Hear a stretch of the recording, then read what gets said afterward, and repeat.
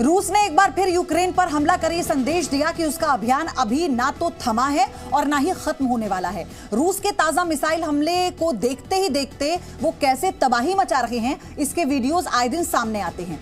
जब तक किसी को कुछ समझ में आता है, विनाश हो चुका होता है।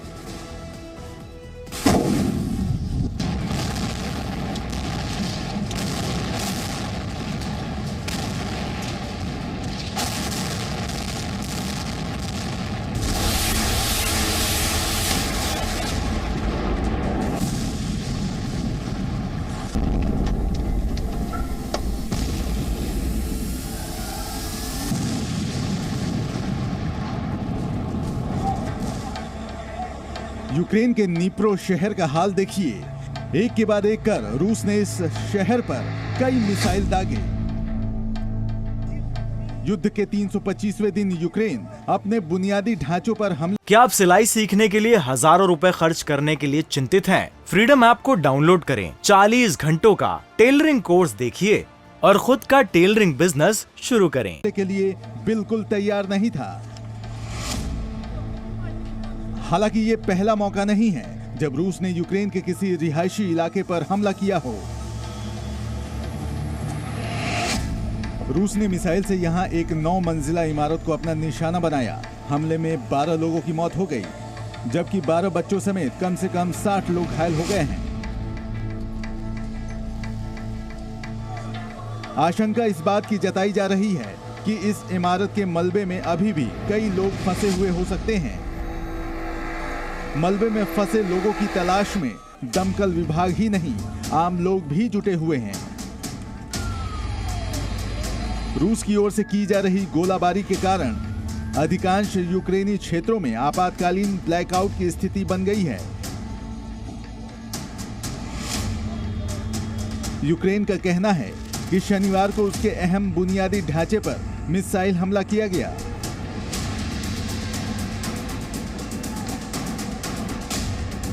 शनिवार को ही रूस ने कीव के पास कोपिलीव पर भी मिसाइल हमला किया।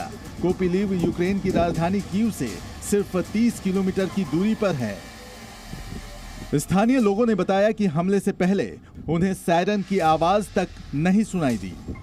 हालांकि यूक्रेन की वायुसेना का कहना है कि हमला बैलिस्टिक मिसाइलों से हो रहा है और यूक्रेन के पास बैलिस्टिक मिसाइलों को मार गिराने वाली तकनीक नहीं है। शायद यही वजह है कि सायरन उन्हें पकड़ने में नाकामयाब रहे थे। Бою в Україні, на жаль, ні. Це можна і треба зробити на нашій землі, в нашому небі, у нашому морі. Що для цього потрібно? Та зброя, яка є на складах у наших партнерів, і якою так очікують наші воїни. Будь-які умовляння або час, який просто спливає, не здатні зупинити терористів, які методично вбивають наших людей ракетами. इस बीच ब्रिटेन के प्रधानमंत्री ऋषि सुनक ने यूक्रेन को चैलेंजर 2 टैंक और आर्टिलरी सिस्टम देने की घोषणा की है। ताजा हालात से संदेश साफ है, ना तो रूस हमले रोकने वाला है और ना ही यूक्रेन सरेंडर करने वाला है। इन हालात के बीच दुर्दशा यूक्रेन की बेकसूर जनता की हो रही है।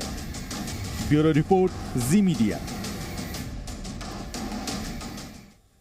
और अब आप इन तस्वीरों के जरिए देखिए किस तरह के हालात यूक्रेन में पैदा हो चुके हैं। मिसाइल अटैक रूस की तरफ से लगातार किए जा रहे हैं और कैसे जो इमारतें हैं वो जमींदोज हुई हैं। हमने आपको बताया कि 9 मंजिला इमारत में मिसाइल अटैक के बाद कैसे उसके मलबे में अभी भी कई लोगों के फंसे होने की खबर है। 60 से ज्यादा लोग इसमें घायल हो चुके हैं।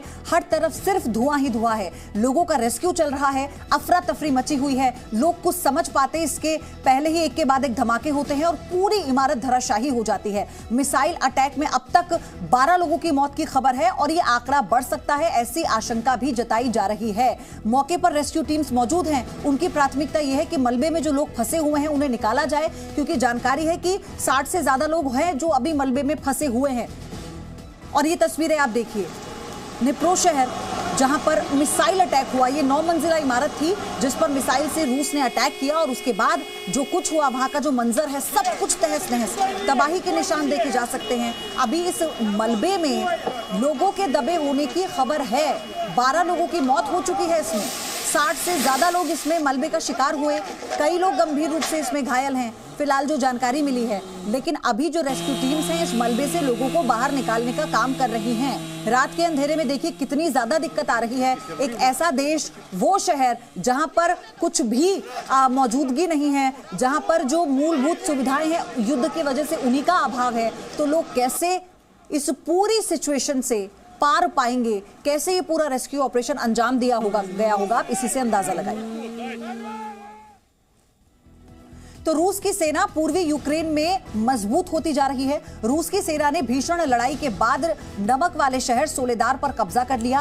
रूस ने दावा यह किया है कि उसने 3 दिन में यूक्रेन के 700 से ज्यादा सैनिकों को मार दिया है। अब रूस की सेना बाखमुत की तरफ बढ़ रही है। वहीं कीव में भी हवाई हमलों के सायरन बज रहे हैं और खेरसोन में भी रूस की मिसाइलें धमाका कर रही हैं। यानी अमेरिका और नेटो देशों की मदद के बावजूद जेलेंस्की पर पुतिन भारी पड़ रहे हैं।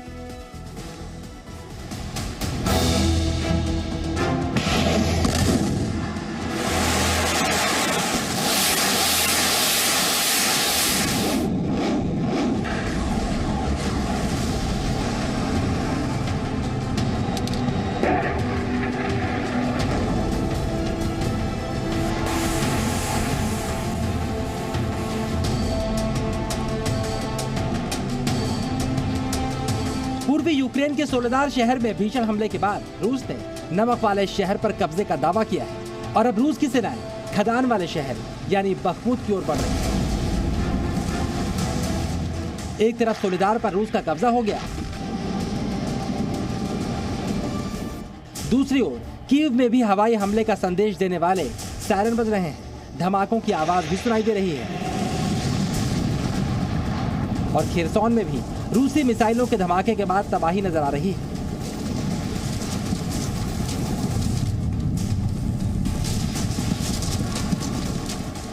और ये स्थितियां काफी हद तक यूक्रेन वॉर की तस्वीर बयान कर रही हैं, जिसके बारे में पिछले साल के आखिर तक दावा किया जा रहा था कि जेलेंस्की रुख पलट भी सकते हैं। लेकिन 2023 में रूस की चढ़ाई निर्णायक नजर आ रही है और रूस की जीत का पहला पड़ाव सोलेदार बना है, जो यूक्रेन के लिए बड़ा झटका है, क्योंकि सोलेदार जाने का मतलब पूर्वी यूक्रेन के एक और बड़े शहर बखमुत को बचाना भी यूक्रेन के लिए मुश्किल है। 12 января завершено освобождение города Солидар, который имеет важное значение для продолжения успешных наступательных действий на Донецком направлении. Установление полного контроля над Солидаром позволяет отрезать пути снабжения украинских войск в расположенном юго-западнее городе Артемовск.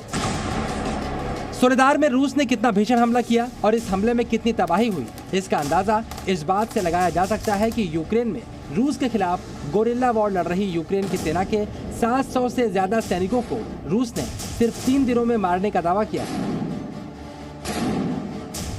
रूस ने वॉर जोन में ऐसे दावे कम ही किए हैं। ऐसे में माना जा रहा है यूक्रेन का नुकसान वाकई काफी बड़ा होगा।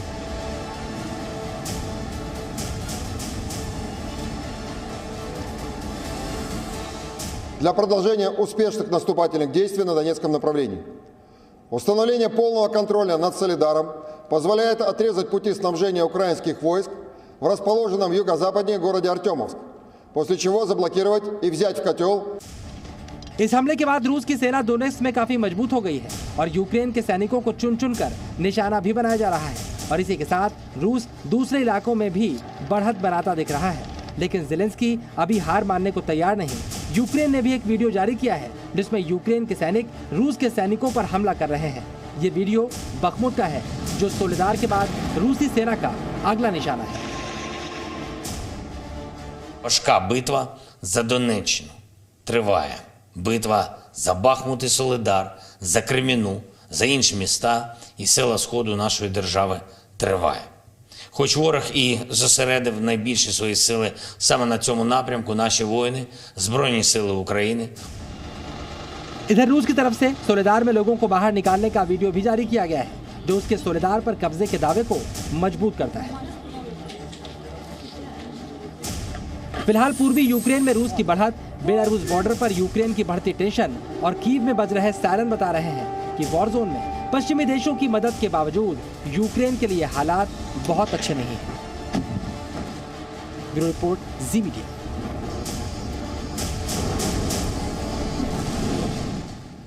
वहीं रूस की सीमा के पास बाल्टिक सागर के पास बसे लिथुआनिया में एक गैस पाइपलाइन में विस्फोट हुआ। इसके बाद भयंकर आग लग गई। हालांकि आग लगने की वजह का अभी पता नहीं चल पाया है।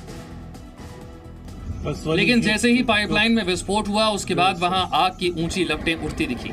आग की लपटें 160 फीट तक ऊंची इस तरह उठी मानो आसमान को छूना चाहती हूं। इस विस्फोट की वजह से आसपास के इलाकों को खाली करा दिया गया और आग और ना भड़के इसके लिए गैस की सप्लाई लाइन को बंद कर दिया गया। विस्फोट और आगजनी की वजह से 1 या 2 पाइपलाइन को नुकसान का अंदेशा है। चूंकि इसी इलाके में पिछले साल रूस से जर्मनी की एक गैस पाइपलाइन को उड़ा दिया था और रूस यूक्रेन युद्ध के दौरान लिथुआनिया से रूस के संबंध काफी बिगड़ गए थे, इसलिए कई तरह के अंदेशों को बल मिला। लेकिन अधिकारियों ने फिलहाल विस्फोट की वजह के बारे में कुछ नहीं कहा। अधिकारियों ने कहा कि आग लगने की वजहों की जांच की जा रही है और अभी तक किसी तरह के हमले के सबूत नहीं मिले।